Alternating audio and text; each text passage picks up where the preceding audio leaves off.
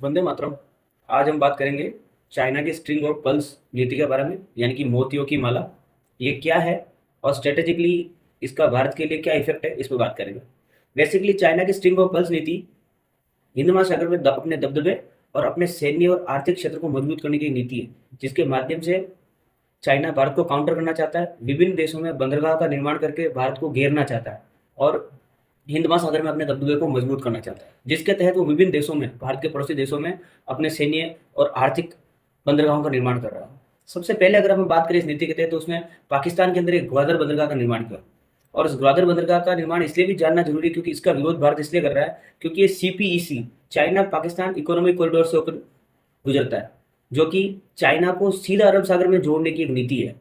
और ये ग्वादर बंदरगाह से होते हुए अरब सागर की ओर जाएगा, क्योंकि चाइना का 80% जो व्यापारी व्यवसाय है वो मलक्का जलडुंबू से होकर जाता है, जो कि भारत के अंडमान निकोबार द्वीप से होते हुए इंडोनेशिया, मलेशिया, सिंगापुर होते हुए फिर चाइना की ओर जाता है। जब भी कभी युद्ध होता है भविष्य में, तो चाइना इस समस्या से निकलने के लिए सीपीईसी कॉरिडोर का निर्माण कर रहा है, जो कि भारत इसका विरोध इसलिए कर रहा है क्योंकि ये भारत पाक अधिकृत कश्मीर जो पीओके है उससे होकर गुजर रहा है, और भारत ये कहता है कि हमारी जमीन इस पर निर्माण नहीं कर सकते। दूसरा, श्रीलंका का हबनटोटा बंदरगाह। चूंकि चाइना की एक बहुत पुरानी नीति रही, वो कर्ज जाल के माध्यम से देशों को लूटता है और दबाता है। उसने श्रीलंका को बहुत ज्यादा पैसे दिए, उसमें कर्ज बढ़ गया तो वो पैसे चुका नहीं पाया, तो इसकी एवज में उसने 99 साल की लीज पे हबनटोटा बंदरगाह अपने पास कैप्चर कर लिया, जिसका भारत ने विरोध भी किया क्योंकि ये बंदरगाह बिल्कुल आप देखोगे तमिलनाडु के जस्ट नीचे, और पाक जलडमरू यानी भारत और श्रीलंका को जोड़ने वाले जलडमरू को पाक जलडमरू कहते हैं, उसके जस्ट पास में। जब भारत ने विरोध किया तो श्रीलंका ने आश्वासन दिया कि इसका चाइना सिर्फ आर्थिक रूप से प्रयोग करेगा, सैन्य रूप से किसी प्रकार से चाइना प्रयोग नहीं करेगा। तीसरा, चूंकि ये हिंद महासागर के बिल्कुल भारत के टच में है, एंड में है, इसलिए भी इंपॉर्टेंट है। तीसरा, वो बांग्लादेश का चटगांव बंदरगाह, बांग्लादेश में एक चटगांव बंदरगाह है, उसका डेवलपमेंट कर रहा है, जिसके माध्यम से वो बंगाल की खाड़ी में अपने तबदीलों का विकास कर सके।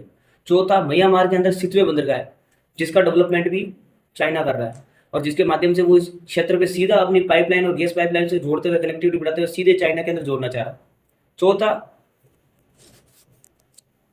अरब सागर में हम बात करें तो अरब सागर के अंदर मालदीव के अंदर माले बंदरगाह है, उसका डेवलपमेंट चाइना कर रहा है, जिसके माध्यम से वो अरब सागर के अंदर भी अपनी पकड़ को मजबूत कर सकता है। इस प्रकार से हम देखें तो पाकिस्तान का ग्वादर, मालदीव का माले, श्रीलंका का हबनटोटा, बांग्लादेश का चटगांव, म्यांमार का सितवा, ये बंदरगाहों का निर्माण करके चाइना स्ट्रिंग ऑफ पर्ल्स नीति, आप ध्यान से देखिए, मोतियों की माला के रूप में भारत को घेर रहा है और हिंद महासागर में अपने दबदबों को मजबूत करना चाह रहा है। इसके प्रमुख कारण क्या है, ये इस नीति को क्यों लेके आ रहा है? इसके 3 कारण प्रमुख है। पहला, तो कि हम जानते हैं कि चाइना का जितना भी व्यापार होता है वो मलक्का जलडमरू से होकर गुजरता है। ये हमारे अंडमान निकोबार द्वीप के जस्ट पास में है, जो इंडोनेशिया, मलेशिया, फिलीपींस होकर गुजरता है।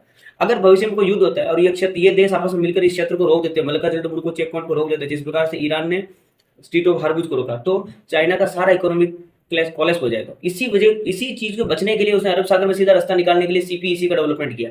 दूसरा, भारत को रणनीतिक रूप से घेरना, कि भारत को कैसे परेशान किया जाए, भारत को कैसे रणनीतिक रूप से घेरा जाए, जिसके तहत भी एक नीति है। तीसरा, कर्ज जाल नीति, यानी कि ये पड़ोसी देशों को, अपने आसपास के राष्ट्रों को पैसे देता है उधार, और जब कर्ज बढ़ जाता है तो उनके बंदरगाहों को, उनकी जमीनों को, उनके संसाधनों को हड़पता है और लीज पे लेता है। इन तीनों नीतियों का चाइना प्रयोग कर रहा है। इस नीति के विरोध में भारत ने नेकल्स ऑफ डायमंड, यानी कि हीरो की माला, नेकल्स ऑफ डायमंड के निर्माण किया है। इसके बारे में हम अगले वीडियो में चर्चा करेंगे।